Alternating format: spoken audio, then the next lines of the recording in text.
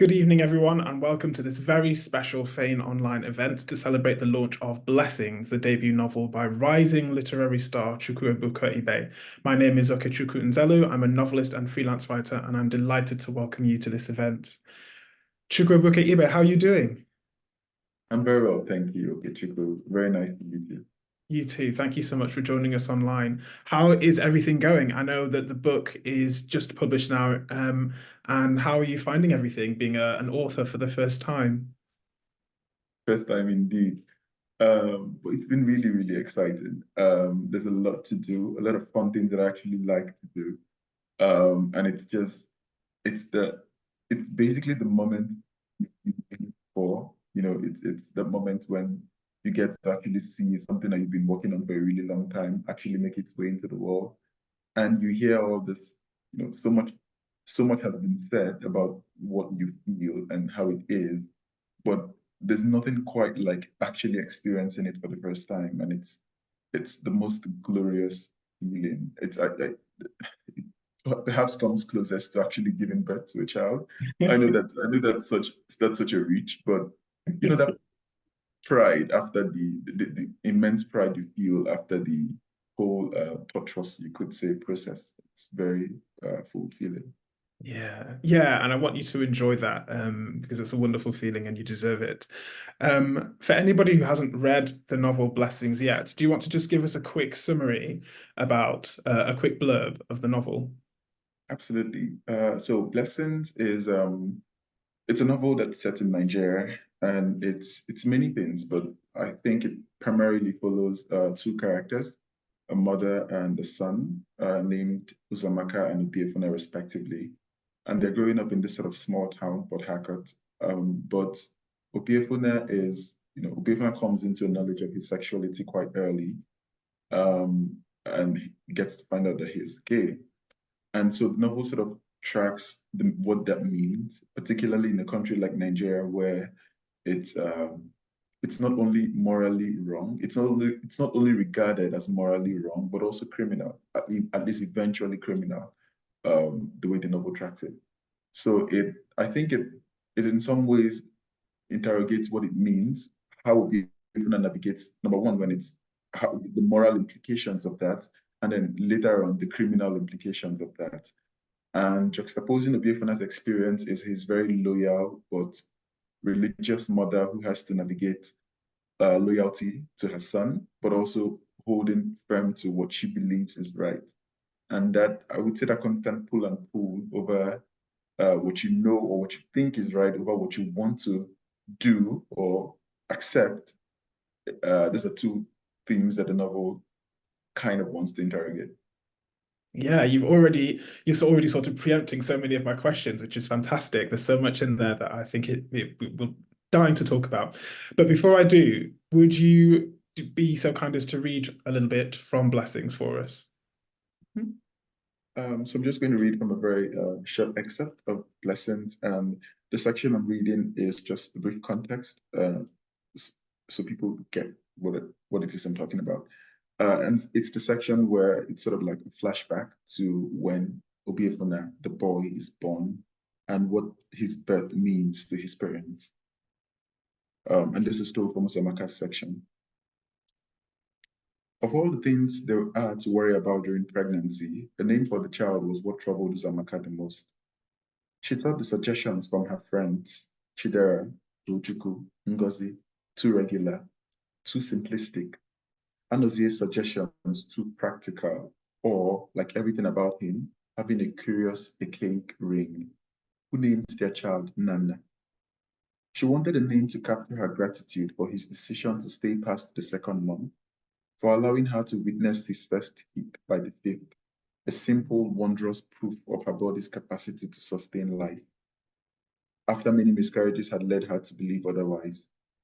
And although she quite liked the suggestion from Anozie's mother, Obiajulu, the mind is now at rest, she thought it was the kind of name a grandmother would give to her grandchild, a fond name heavy with sentimentality, not one to appear on a birth certificate, to be used stripped of context by the general uncaring public. In the end, she had settled for a bit of both. The final decision, which he scribbled with certainty on his birth certificate, was straightforward and practical, while also retaining its touch of sentimentality. Most of all, it felt apt. May my heart not be lost. For his arrival had solidified in some odd way Uzoamaka's sense of place, restoring to her a lost ability to believe in the concept of miracles. His birth on a still Friday midnight in August of 1991 had taken her by surprise. He had arrived 2 weeks early so that she mistook her early contractions for an out-of-character disturbance from him. She was up on her feet in the kitchen, putting away the plates from the evening's dinner, which she had had alone because Anozie was away, and she thought at first she might sit down a bit to rest her back and get him to relax. And then, after a full hour of trying unsuccessfully to find a comfortable position, she rose from the chair and walked down the stairs to the neighbor's door and requested a ride to the clinic to have her baby. Ironically, it was the man, Mr. Adebayo, who flew into a panic, scurrying about his living room for proper clothes and emerging still underdressed. In the car, he darted worried looks at her so often she feared the car would swerve off the road and slam into a ditch. She shrugged off his attempts to help her out of the car when they arrived at the clinic, walking the distance to the labor ward herself, and in a few hours, she held the shrieking baby in her arms, watching with tears in her eyes as he furiously announced his presence in the world and an end to her longing. The midwives were enamored by him. They commented with approval on his healthy birth weight, his lack of jaundice, which was endemic at the time, the ease of the birth. Uzoamaka herself had been a thing of wonder in the world, and she reveled in the attention from the other parents seeking to catch a glimpse of the baby. Lightheaded with contentment and already tired out by the time Anozie arrived, his joy at the brink of bursting. He told her the car was outside, ready to take them home, and together they looked down at the baby in the crook of her arms, nursing at her breast, a child after all these years. Uzoamaka liked to recount at the slightest prompting circumstances surrounding Obiefuna's birth. His arrival had not just been an answer to the nights of endless prayers and tears that had lasted for years, but also a reversal of their life's course and fortune. 3 months into the pregnancy, Anozie secured a massive supply contract by chance, being in the right place at the right time, with enough income to finally move them out of their public yard and into a better one uptown, where they had a kitchen and bathroom to themselves. Her hair braiding business suddenly bloomed, with too many customers insisting on having her attend to them, even though she was visibly pregnant and there were other free stalls around. A few weeks into the 8 months, Anozie, following the lead of his friend Udoka, had bought tickets for a raffle with a sizable percentage of his earnings. She nearly lost her mind when she found out, going for days without speaking to him. And when he informed her, and when he informed her a week later that he had been notified that he was to receive his grand prize in Benin, being one of the two lucky winners out of 200 people, she dismissed it as a lie, mischievous attempts to get her to start talking to him again. And when he arrived from work the following day, laughing and crying in her arms as he told her that the prize was a car, the new model Mercedes Benz, she screamed and jumped around the house until she felt a protesting kick, a warning to be still, and yet a small and abiding reminder of the greater miracle that was now her life. You know, this baby brought us all these blessings, Anozie used to say in the early days, following the Obiefuna aspect. It was just like him to state the obvious with the self-satisfaction of one wielding esoteric knowledge. Of course she knew. She regarded the baby with certain gratitude. He was faultless, free of the anxiety-inducing behaviors characteristic of newborns.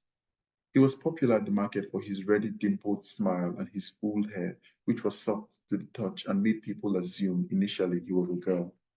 Other mothers told her she was lucky, how the baby accommodated and even slept in the arms of strangers, allowing her the space and time in which to walk, how he ate everything he was fed, saving them the energy and cost of scouting for special meals, doubling in weight with healthy, radiant skin, rarely falling sick. He was lovable and playful with everyone, effortlessly gaining their affection. Her customers took to dropping tips specifically for the baby, and when he began to babble the thank you she taught him to say, they laughed and stared at him in speechless wonder. He was not even a year old when he began to totter about on unsteady legs and pronounce babyish variations of the regular faces he saw. The general teasing was that he was an old man in a child's skin. The general belief was that he was a special child. But when Uzoamaka woke up with that familiar morning sickness again and confirmed her next pregnancy, she was, for reasons she could not name, mildly worried. She found it difficult to share in Anozia's joy, however infectious. And when his mother breezed in from the village with a trailer load of foodstuff and a bigger trailer load of goodwill, she wanted to ask the woman to leave right away. The mere thought of putting on a chair she hardly felt, of performing happiness for its own sake, exhausted her. And she vomited her way into the 6th month, losing weight and appetite at every turn, and needing to take an early leave from work on the doctor's recommendation to rest. And even when the baby came, born through cesarean because he would not stay in the right position, small and overwhelmingly shrill, she tried and failed to feel something concrete. For him, Obinna or Chidera or even Ozoamaka would do. But Anozie called him Ekene Dilichukwu, thanks be to God. And in her dark, fleetingly misanthropic moments, she would wonder what there was to be grateful for when the child had nearly taken her life. Thank you. Thank you very much for reading that fascinating extract. And it really highlights the fact that this is a novel that is told, as you say, from two perspectives. We don't just get the perspective of Obiefuna, we get his mother's perspective as well. Can you say a little bit about why that was important for you? Yes, it was. I think even from the very moment I thought about the novel, thought about the plot for the novel, it was just what had to happen, that I had to have. I had to write a dual perspective. And I think for me, it's mostly because many coming of age stories that I read, both gay coming of age stories and heterosexual coming of age stories, tend to focus almost entirely on the perspective of the person who's coming of age, of the young person, which is not necessarily wrong. I, I like that. I like, or at least I like most of what I've read, but I do think that just the process of growth in itself is it's as individualistic as it can seem. It's also collective. I think that as the way you grow in the time that you're growing, your parents are also growing, and of course, both of you and your parents, especially your parents, sort of affect each other in some ways. And particularly for this plot, it's detailing the young gay man's struggle. And of course, every young person starts from a home. The first challenge that you're going to face would likely be in a home. The first acceptance, or the opposite of acceptance, the first rejection that you're going to feel would most likely be at home. And it was important for me to mind that, not just from the perspective of the person who was growing up, but also from the perspective of the people around them or the people who loved them. And I am just generally also interested in conflict and how people navigate conflict. And I think that I thought that one very interesting conflict would be from the conflict of a mother who otherwise, loves her son and is devoted to her son the way she would be devoted, the way a mother would very likely be devoted to her son. But then this huge thing comes into play. It turns out the son is gay. So I wanted to be able to interrogate that idea of unconditional love. So does she continue to love her son, or would that pose a problem? And how does she navigate that conflict of uh, uh, loving her son unconditionally as she wants to, but also handling quote unquote this news that opposes what she believes in as somebody who's very religious. Yeah, and she really does go on a journey of accepting her son and thinking about what that means. And that journey is kind of shared between her and Anozia, isn't it? It's a very complicated journey because it's not just about one person, it's not just about one parent, it's about the two of them finding a kind of shared understanding of their son, isn't it? Mhm, mhm. Yes, and I think it was, speaking of the character of Anozie too, I think it was also important to me to uh, portray him as a complex person. And I'm not to say that I'm trying to see the good in supposed villains, or I'm trying to, give him a good light, kind of paint him in a supposed good light to tell the full story, because I think, that I wasn't interested in doing that at all. But I was very much interested in how how do how do people around him see him? So, because of course it's a terrible thing to reject your child. It's a terrible thing to not fully accept your child as long as he doesn't. But at the same time, I also wanted to, well, how does his wife see him otherwise? And it turns out for her personally, he's not so terrible after all. Because there's a section where she goes on how she met him and her perspective of him, and it's you could say positive. So it was important for me to give full perspective of both parents both in relation to themselves and in relation to Obiefuna, and also to give that to illustrate that situation where it seems almost as if you don't quite know what to do when this thing comes up. And so it's your journey towards navigating that situation, both from Uzoamaka's perspective, but also from Anozier's perspective, and from Uzoamaka's perspective of Anozie and Uzoamaka's perspective of Obiefuna, and vice versa, if that makes sense. Yeah, it does. And I think it gives this very well-rounded view of what it means to come of age in various different ways.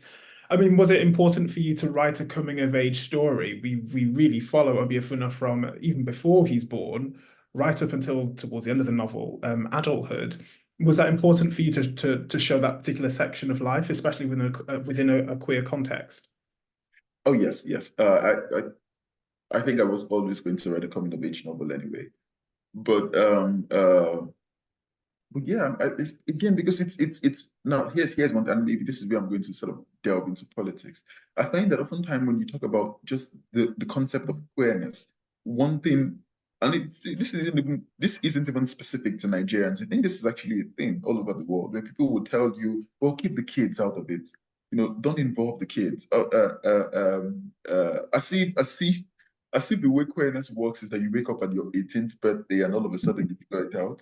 Or if you're to say things like gay kids, people would say, well, how can a kid know that they are gay? And it's like, well, people don't just wake up on their 18th birthdays and then voila, that's not how it works.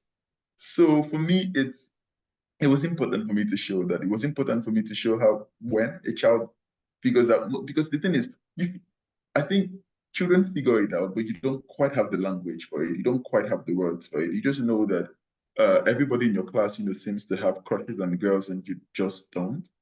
And so for me, it was important to show that and to show how a character would navigate that, even when they don't quite have language for it, they don't quite have the term, the word for it, but they just know that they are different, and how to navigate that difference as they are growing up.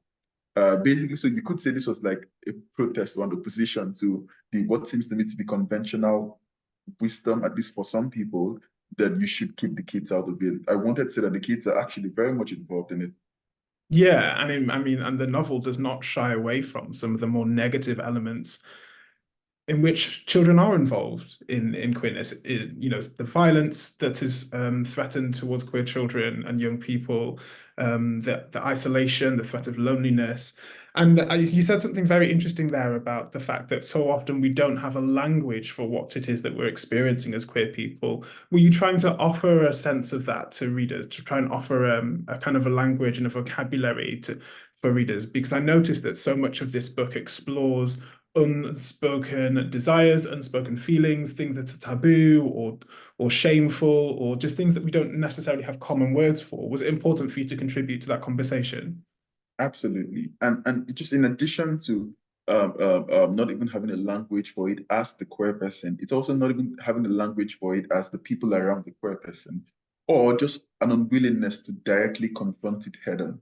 Because it's like I really hoped to portray the fact that for Uzoamaka, it's not a light bulb moment for her at a point in her life where she discovers, oh my God, my son might be. It's that there's a sense that she always knew anyway, and was what I was hoping to convey, that she just didn't, it's either she didn't have a language for it, or she was just terrified of confronting it, or just, I feel like one of the very Nigerian things to do would be just not to talk about it and hope that it goes away. So for, yeah, I guess the answer to this short answer to your question would be yes, that I wanted to hope to contribute to the conversation of naming things, or understanding, or just being able to confront things. Because so much of life in Nigeria, too, especially regarding queerness, is often silencing.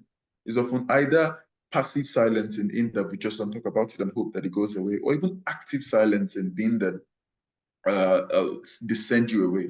So the father sends the son away to a seminary which is in its way silencing, but there's a kind of like an active, there's kind of like an action involved, as opposed to what you might call Uzoamaka's own silencing, which is just not to address it, just not to talk about it and hope that it goes away. Yeah, and let's talk about his life at the seminary because it's really brutal, isn't it? There is so much uncertainty in life at the seminary. It's so hard to know who to trust. Even more so than at home. Why was that important for you to portray? How did you go about writing that? Um, so I was speaking with a friend of mine, and I wasn't even thinking about this when I was writing the novel. But a friend of mine says, "Isn't it kind of ironic that the father wants to, the father is hoping to cure him of queerness, and then sends him to a school that has only boys in it?" And it's like, well, that is ironic, but it's. I think that oftentimes for many, what I was hoping to portray is that for many Nigerians, religion is often an answer to everything, or God is often an answer to everything. Like, do you have any worries? God has the answers. Do you have any fears? God has the answers. Is your son gay? God has the answer.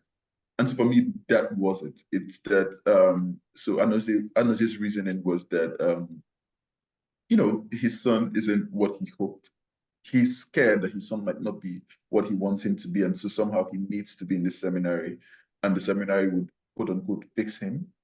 And so that's from the parents' perspective. But for Obiefuna, yes, it's that I think I mean I did write a seminary like that because seminaries tend to be, but I just think that whenever you have a collection of young teenagers, men or women, but I would say especially men because that's just what I know. It tends to get brutal because of people. Boys get masculinity. Boys get toxic masculinity lessons very young and take it out on each other. Hmm. And you only just have to show even the slightest. My goodness, children are just you just have to show the slightest hint of difference or quote unquote weakness, and they will come at you hard. And it's so in Nigeria, capital punishment, not is capital punishment the right word? Corporal punishment, not capital, I'm sorry. Corporal punishment is actually permitted. At least when I went to school, corporal punishment was permitted in boarding schools, in high schools, in secondary schools. And not just corporal punishment from teachers, but also corporal punishment from fellow students, as long as they ranked above you in class. That's in form now, not in material class. So they could actually punish you, was allowed. Of course, they would say that do it to a reasonable degree, but then you give that much power to a child, and you really think they are developed enough to decide what's reasonable and what's not. So yes, it's that Obiefuna then finds himself. It's almost like jumping from frying pan to fire because Obiefuna finds himself in this as a junior student in this seminary where he is at the mercy, so to speak, of boys who don't understand him and who don't even want to. So Mm. it's that how does he then uh, figure out, how does he then navigate his sexuality in this environment? I think was what I was trying to get at. Yeah, and I think you really do portray that very powerfully. Reading it, I was struck by, you referred to the amount of power that is given to children. Let's just call them what they are. They're children. They're referred to as teenagers, perhaps in the wider world, but really they're children who have the power to admonish, to physically abuse one another. And we get this pattern of the strong exploiting the weak. And then later in the novel, you refer to politicians preying on the queer community as a scapegoat for the problems of Nigeria, or as a smokescreen for all the things that politicians aren't doing to address the problems of Nigeria, the real problems.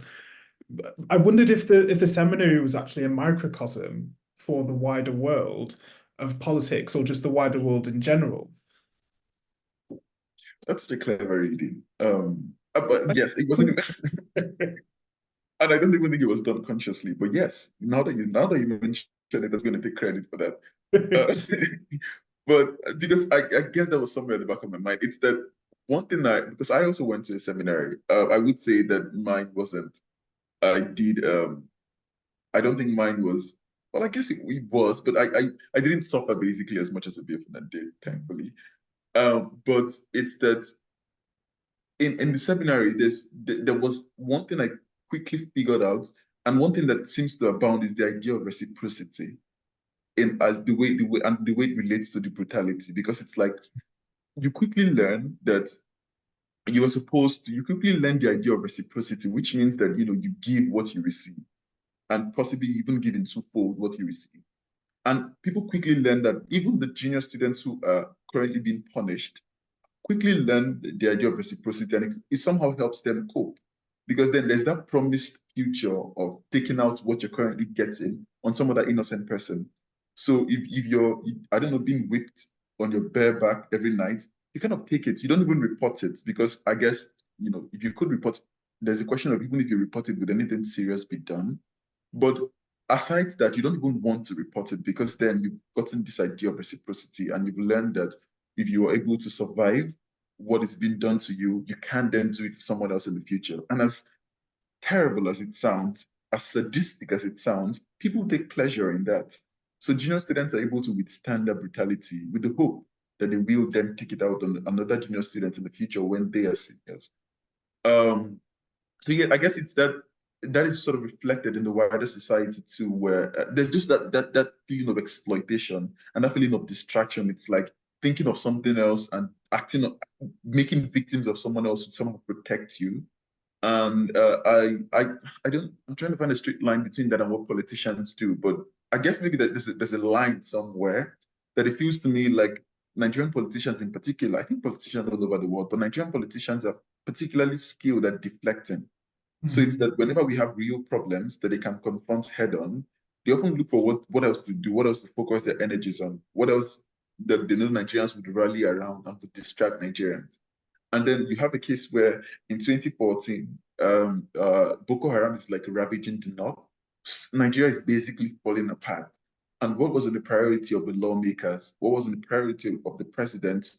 Was to go after the gay community, which has caused no harm. So it's like, I don't know, don't we actually have like, I don't actual problems? Are we so stripped of actual problems that this is your priority? And guess what? You would think that that is such a stupid thing to do on the part of the politicians, but it worked. Like it totally worked, because Nigerians were completely distracted. Like that for them was the best thing Jonathan could have done. Despite it was almost like he was forgiven for the past failures just because he finally did something right. And it's just, I don't know. I think some sociologist just needs to do a paper or something on this phenomenon. I don't know what the term is for it, but I find it really interesting. It is interesting, and I think, you spoke, I think you did a TEDx talk about African values and the a comment that a friend of yours made about this book. And, so often people talk about homosexuality and queerness as though it's un-African, when really all the historical evidence points the other way. And what is more un-African are these kind of draconian anti-LGBTQ laws that were brought in really by the British and colonialism. And I wish that more people understood that. And I hope that reading this book, more people will get a clearer sense of the nuances that come with what it means to be African and to be Nigerian. Um, in this seminary, in this very brutal life, masculinity is a hugely important force. And one of the things I was struck by when I was reading was that it feels very often as though masculinity, the closer that the characters get towards manhood, towards adult maleness, there's almost something to be feared there. It's as though masculinity is looming on the horizon, and that, being a man means certain things. You talked earlier about masculinity being policed. And I was very struck by, as you mentioned, the older students who sort of wield this very terrifying power over the younger students. And Obiefuna is absolutely a victim of that, but he's not perfect, is he? He's not an angel. Could you say a little bit about the nuance in the portrayal of his character? Oh yes, and that was so important to me. It was really important to me to show how you can become a victim of your circumstances, and as a result become a villain of it. And I guess then there is the larger question of well, who exactly is to blame? He really had to do this and all that, but the point is his actions did hurt someone really badly. And whatever his reasons were, the point is someone was terribly hurt. An innocent person was terribly hurt. And so it's that I think in particularly in the seminary where you have a lot of men or a lot of young men or young boys growing up, there is often the need to prove something. It's a case of kill or be killed, to use that very graphic analogy. So it's that, and I think Ubiefuna quickly figures that out. That the first, you could say the first two people he met, the first two seniors he met, taught him that in this place it's kill or be killed. You can't show any weakness. And even his so-called friends who are not necessarily being brutal with him are also teaching him that in you could say subtle ways, like people like Jeku and even Wisdom, his roommate, who I know isn't really mentioned so much in the novel, but when you have this group of men or this group of young boys growing up and where masculinity is looming in the, not just masculinity, but toxic masculinity is looming in the horizon, there's often the need to do something to prove yourself. You often have to prove yourself.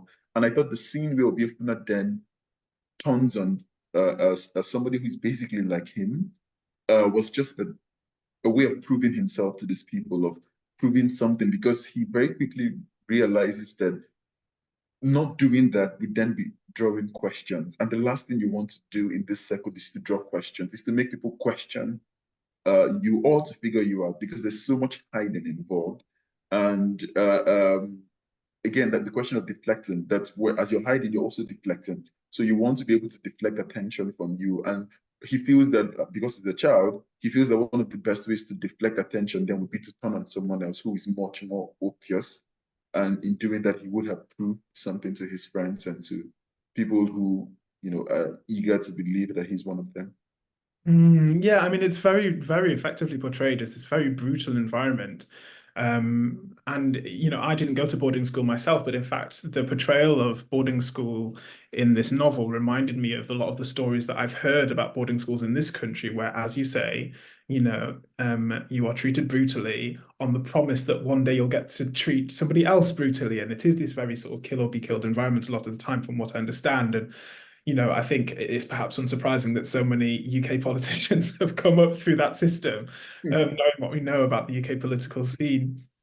You also talked a little bit about innocence there, and I think that one of the things that the novel does very interestingly is portray innocence in a very nuanced way. We talked about Obiefuna's, which is, he's innocent in some ways, absolutely not innocent in others. But his mother as well is also innocent in some ways, and not so much in others. And we get to kind of explore her innocence, her naivety, perhaps, through her experiences later in the novel, which I won't spoil, but also through her relationship with her sister. And we get a bit of the background of how she grew up and how her innocence kind of changes form and it develops and is perhaps lost at some point. Do you think that's fair to say, that she loses her innocence? I feel like you're asking so really, really thoughtful questions that now it's keep leaving me at lost for words. But but yes, it's actually funny how I never really, in thinking of the word innocence, I never really thought of Uzoamaka as innocent. But now that you say it, yeah, she definitely was innocent, or could have been innocent, but then loses that innocence gradually. It's just I don't know. It's just I guess it's just the fair answer that I haven't really given so much thought as to Uzumaka's gradual, basically Uzumaka's relationship with innocence, and both in when she was innocent and how she lost the innocence. Um, but I am interested in what you have to say though about that.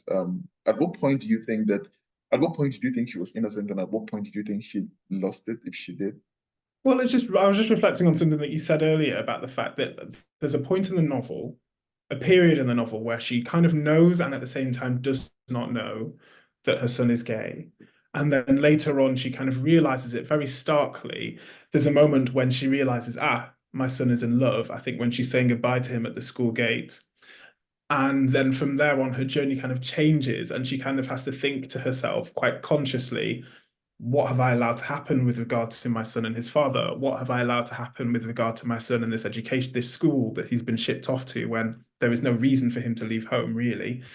And that really changes the nature of her journey from there on in. And I suppose it kind of gives her or forces upon her a sense of agency in terms of not, I wouldn't say it's fair to describe her as an onlooker really at any point because she is a very vocal person and she's not afraid to stand up to her husband if she thinks that he's wrong. But she certainly becomes more of an advocate for her son after that point, I think. And that's yeah, that's what I mean. But yeah, I just thought that was really, really interesting. And I guess that kind of leads me on to another thought about forgiveness. The novel is so interesting because as we've discussed, there is a lot of brutality in it. There's violence, there is loss, there's pain. But the novel also has moments of, there are sunny uplands in there. There is light as well. Could you say a little bit about the importance of reconciliation or forgiveness, or perhaps just character development for you in this novel? Yes, I think I was interested in exploring that, in how at first it's like, well, is he, isn't he? Well, at first it's like, what exactly is going on? My son, the baby I knew is no longer quite the young boy I had hoped. And I mean, obviously, I still love him 100%, but he's not quite what I had hoped to. And I'm not really sure what's going on. So it's like, I guess that could be innocence, the innocence of her ignorance, so to speak. And then at some point, gradually, she loses that. It's almost like she becomes more worldly and figures out what's going on. And it's now like, okay, then how do I go from here? Now that I can't, how do I go from here now that I can't be innocent anymore? And as you say, she becomes a much more vocal advocate for her son. I was interested in exploring that nexus. So thank you. Okay. But also, yes, the idea of reconciliation, I think, was also of forgiveness and reconciliation. I wanted to juxtapose moments of pain, which unfortunately is what the queer experience in Nigeria is often like, but also moments of happiness, because I don't think it's necessary. I didn't want to write I didn't want to write exclusive trauma porn for a gay person, because I think it's really, it's for the most part quite sad, but there are genuine moments of happiness. There are genuine moments where nothing else quite matters except in that moment. And I wanted to be able to offer both the reader and Obiefuna moments like that, which is like almost like taking a break from the very toxic environment that can be Nigeria, um, and not necessarily for Obiekuna's love life, but also for his family life. For the moments, for instance, a moment, when he has the conversation with his mother, the moment where he, has a another thing, of course, that the novel was exploring was sibling rivalry. And so the moment where he has that scene with his brother and even his father, and all of that was important for me to both as a theme, but also as character development. Yeah, I mean, these sibling relationships in the novel are very interesting and very nuanced. We see Obiefuna and his brother Ekene, but we also see Uzoamaka and her sister. They both have their shifting balances of power, their checkered histories, the burdens that perhaps one sibling has to carry that another one doesn't. And that adds a really interesting bit of color to the novel and a very interesting bit of nuance. Was that for you a vehicle in trying to flesh out these characters a little bit more? Yes, and it was especially important for me to. I wanted very much to make Uzoamaka her own person, and not necessarily an extension of Obiefuna or just someone else to. I think, when I had, and this might be delving into crap, but when I had written the first draft of the novel, it felt very much like it was Obiefuna, and Uzoamaka was like an extension of Obiefuna. So Uzoamaka was just showing us a mirror of what Obiefuna's back looked like, and I didn't quite like that. Because that wasn't what I set out to do. I wanted to be able to show two characters, not just one, and the supporting character.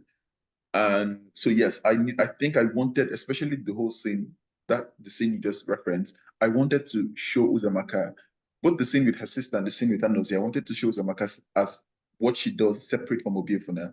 For most of the novel, she is thinking about herself as a mother. And I wanted, okay, how about she thinks of herself as an actual person, separate from a mother? How about she thinks of herself as a sister, for instance, or as a wife? Just anything that is not related to Obiefuna, or even as just a full human being, as a woman trying to understand herself in this world, in this very confusing world. And that's where I guess, that's where the sibling drama comes in, because it's like that was one scene where Obiefuna wasn't necessarily her sole focus. and I wanted to explore them. Yeah, and I think that, speaking of which, there's a very important balance there, I think, because the novel is very much concerned with masculinity and maleness and what it means to be a man and the ways in which we police masculinity in all sorts of terrible ways. But the novel's also very interested in women, isn't it? And the novel's very interested in what it means to live a woman's life, and in this very specific context and what that can mean. Was that important for you to portray that other side of things? Yes, yes, especially because well, I guess many Nigerian households are patriarchal in nature, and so there's also the question of, well, how much can you even do as a mother as opposed to being a father? Because I think, for instance, if the accepting parent was Anozie and the not so accepting parent was Uzoamaka, you could say that Obiefuna would have had a much more happier life, because it's like the father for many Nigerian households, the power, so to speak, lies in the hands of the father. And of course, when the person who has the main power is happy with you or is accepting of you, chances that your life will be much more easier than when the person who is accepting of you is the person who doesn't have as much power as far as power dynamic goes between couples. So yes, I was trying to explore, how do you even exert your agency? How do you exert your agency when you're not the one whom society has given the power? How do you, if you're the mother who wants to accept her son, how do you even make sure he has a full happy life when the quote unquote person who has the power doesn't quite approve? How much more power when both your powers clash? How much more? What's the outcome of it? We see scenes where Anozie wants to, become violent, and Uzoamaka has to step in. And I was interested in, well, how much longer can she even hold her own against Anozie if it were to come to that? And I was very much interested in that, in how she's thinking about protecting her son, but she's also very much conscious of her identity as a woman and how limited that can be, and the things that she does to override those limitations that are placed on her. Yeah, this one of the things that makes the novel so compelling is that we have this very complicated question of agency and responsibility among the parents. And it changes and shifts through the novel, and I won't spoil that. But what's interesting is that in the middle of that, we have this boy, this young man, Obiefuna, who is trying to find his way through the world through these very complicated power structures and power imbalances. And what's interesting is that within him, there is this balance of uncertainty, and fear that, he doesn't know who to trust, and he doesn't know how can he trust his own feelings and desires, and can he trust the people around him, whether that's at school or at home. But there's also a sense of resolve and certainty at some points within him, isn't it, that carries him through?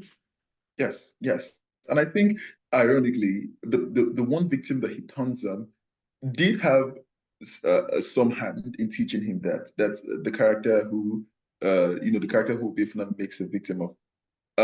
I would say that, at least in my thinking of the crafting of the story process, that character did in some ways influence Obiefuna.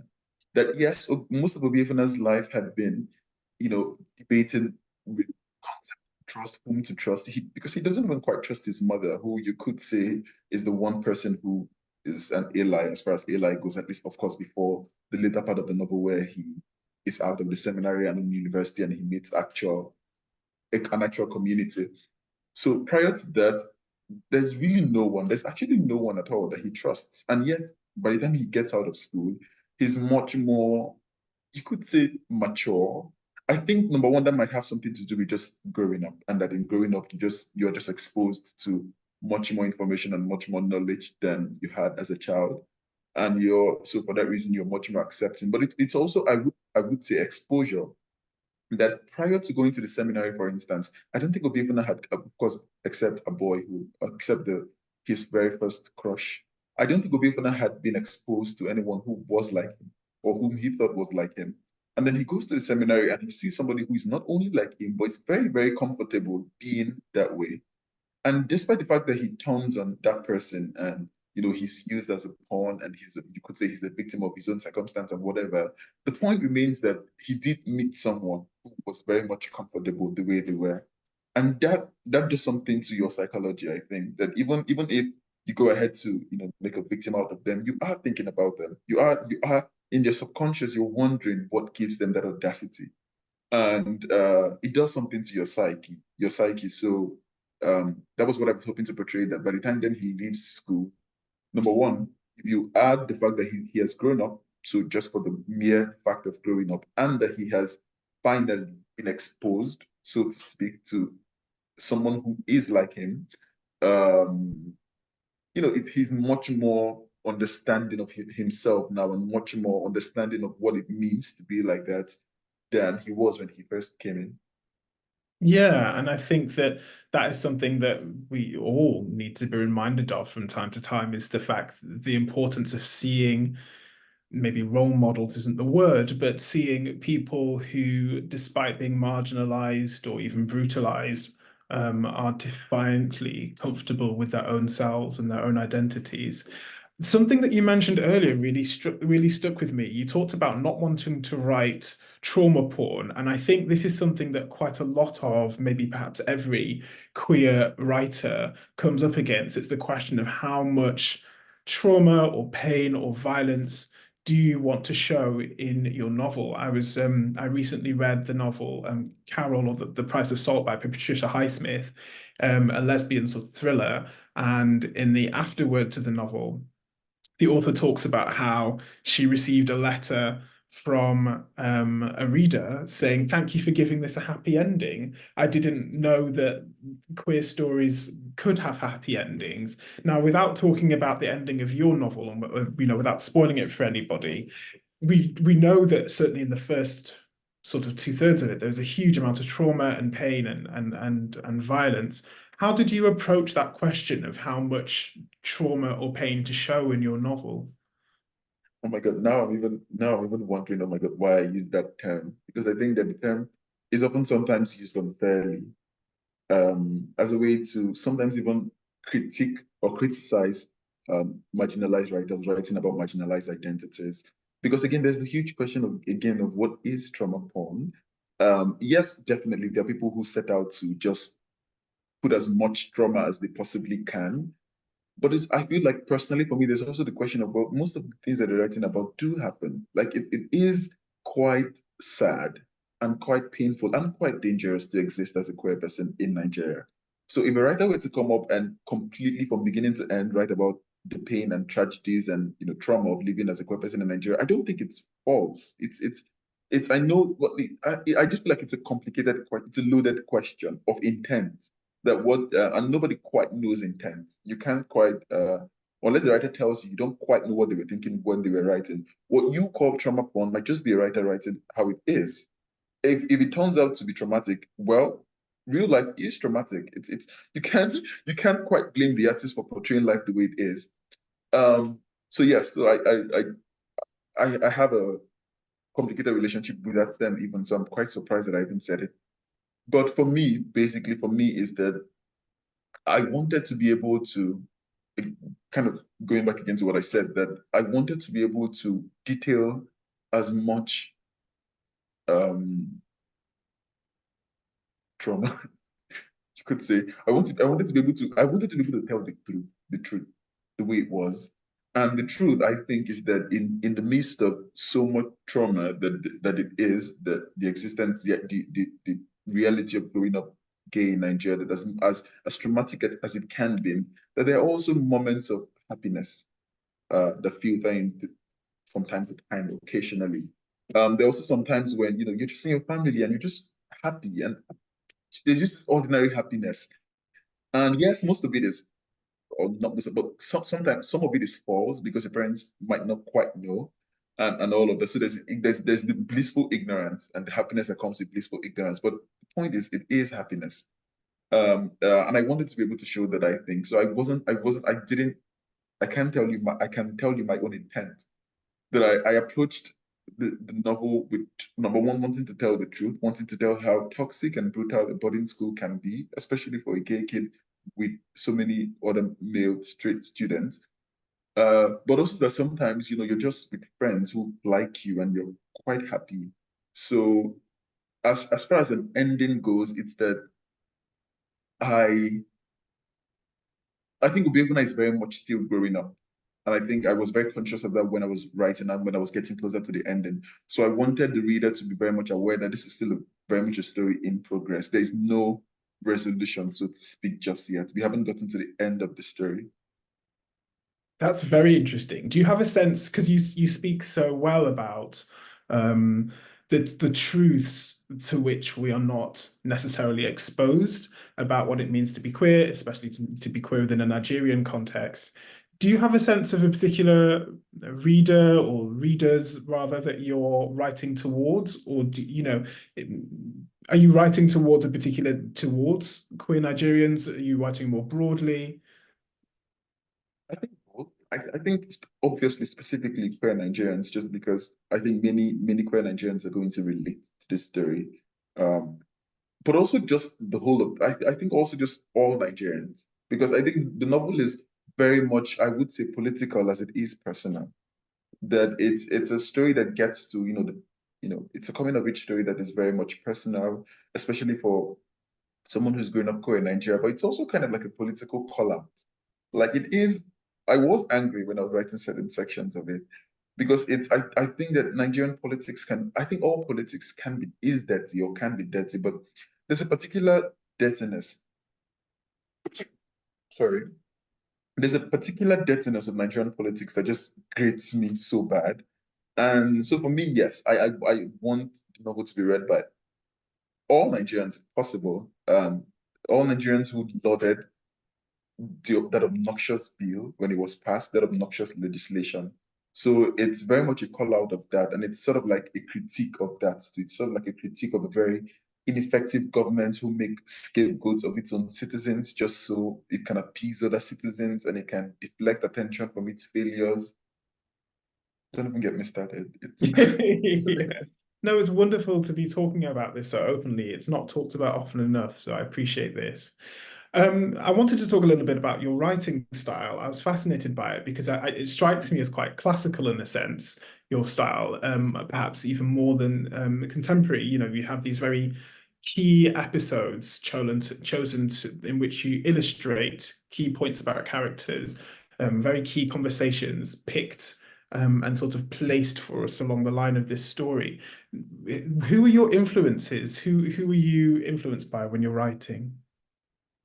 oh, it was so good that I think around the time when I had to review the novel, kind of like make significant edits on the novel, I had just been accepted into an MFA program here in the US, and that was so good because then I had the novel workshops in a novel workshop that I took, and that novel workshop was so incredible. I had so many really good opinions, and so as far as craft goes, I think I refined my craft in writing at this MFA program. I'm still enrolled. Yeah, I have wonderful professors and just wonderful colleagues who are just able to get to the point of what I'm trying to say and tell me how to say it better.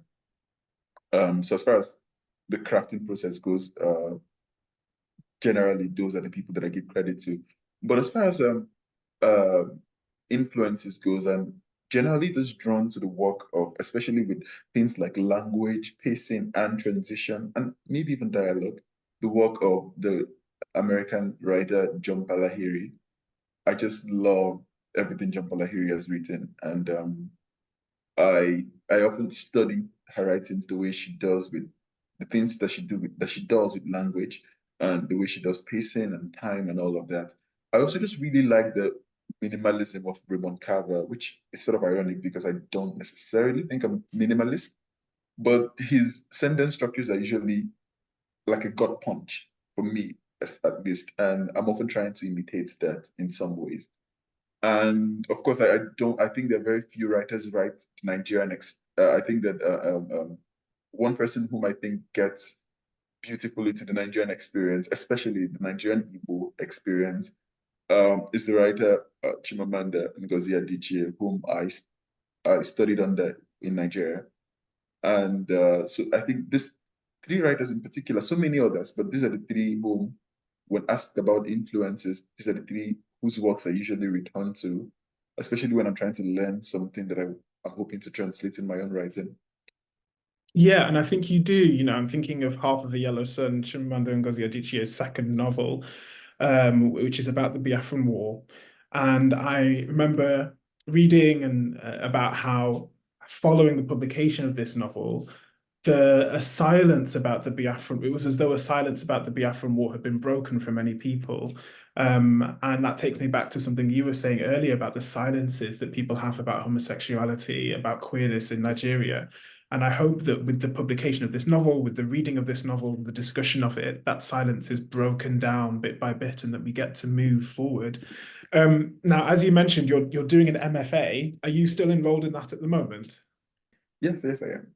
And how on earth do you balance that with Oh my publishing gosh. a novel? Particularly in my first year, I think it's gotten better, obviously, because by now the novel is done. But in my first year, I had to do so much edit on the novel while also having to take classes in my first year. And I pulled a lot of late nights. I had to stay up late so many times working. But it was very rewarding. And I cannot shout out my program enough. I think that they were really, really understanding and very supportive of my process. So I give them a lot of credit. I think they made it much more easier than it would have been. But I don't recommend it. I don't think it's a good idea to be significantly working on a book that's about to be acquired and be enrolled in an MFA program. Because I think my MFA program is much better than most. But if you were in a very tasking MFA program, it's a terrible idea. Don't do it. That's for anyone who wants to. Listen and learn, everybody. No, thank you very much for that. I mean, that's such a generous and honest answer, and I think it's important. It's important for people to know the practicalities of writing and how it, you physically have to find time in the day, and that's something that everybody has to do. Yeah. Do you have a And writing? Sorry, carry on. yes, we did talk about I something about I think about perception, how the novel would be received, and the silences that would be broken in Nigeria. And then I just wanted to respond to that. I think that I do expect somewhat to be after the novel is published in Nigeria or covered by a Nigerian newspaper. I do expect to be lambasted on Twitter and I don't maybe send threatening messages or whatever. Like I am looking forward to that. But at the same time, I think it was important for me still, knowing that that would happen. It was really important for me to still write the novel. I knew that the novel would be met by many people, many Nigerians in particular, would not receive it well. Not necessarily because there's anything wrong with it, just for its subject matter. But it was perhaps it was even much more important for me because of that. Because if it's just one queer Nigerian writer, queer Nigerian person who is somewhere and wondering if uh, their experience is valid, who gets to read this novel and feel seen, I think that's, I would have, my work is done. I would have achieved what I set out to do. That's a very courageous and noble approach to take, I think. Thank you so much for that. Sadly, I think that's all the time that we have, but I think that's a really wonderful note to end on. So thank you so much, Chukwuebuka Ibeh, for joining us. Blessings is published by Viking. I encourage all of you to go out and buy it if you haven't already. I want to thank you all for joining us. Thank you very much to Fane Online for hosting this event. Have a wonderful evening, everybody. Thank you. Thank you so much, okay? And I hope you have a wonderful day.